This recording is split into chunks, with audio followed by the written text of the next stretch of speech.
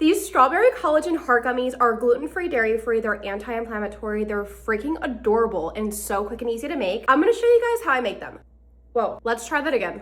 Let's make them. First, we're gonna start off by making our strawberry puree. I had already defrosted some frozen strawberries that I had, and I'm just gonna throw them into the blender. We're gonna be making about 3/4 of a cup of puree. By the way, fresh strawberries work as well. She looking real good. And now we're gonna bloom our gelatin. And I'm using this clean bovine gelatin that I got on Amazon. I'm gonna link all the exact products I use in the Substack post for this recipe. You're just gonna add it to the water and then we're gonna whisk it. Whisk, whisk, whisk, whisk, whisk. I'm so excited for you guys to try out this recipe. I made it for my Galentine's party that I hosted a few weeks back and everybody loved it. It's gonna look something like this and you're gonna set it aside for 5 minutes while you heat up everything else on the stove. Now on low heat, you're gonna add your strawberry puree. Math hard. I'm going to add your water. Also gonna add some lemon juice. You can totally get the pre-made one, but I always like to do fresh.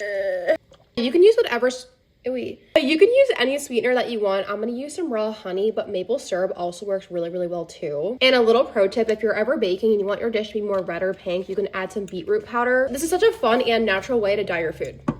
All right, besties, now we're gonna whisk this on low till it gets hot, but make sure it doesn't boil or bubble. This is gonna completely ruin the gelatin. Beautiful. Okay, now that it's hot, we're gonna go ahead and whisk in our collagen. The Just Ingredients collagen is hands down my favorite. I've been using this, honestly, for almost a year now. And their collagen is such a fine powder, so it mixes really, really well. I'm making a freaking mess. All right, so you're gonna go ahead and whisk that in. So you're gonna whisk in your bloomed gelatin.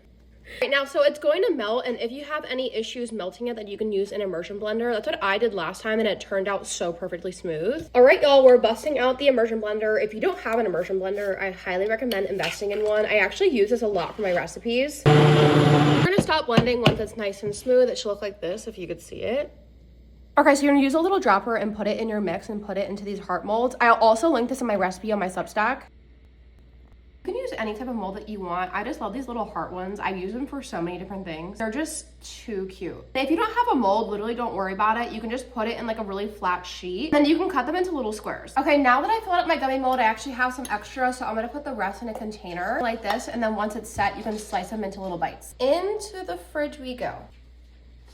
Steady. Okay, once they're done setting for about 1 to 2 hours, you're gonna take it out of your mold and they'll look like this. Hope you guys try these out, and the full recipe will be posted to my Substack, which is linked in my bio. Love you so much.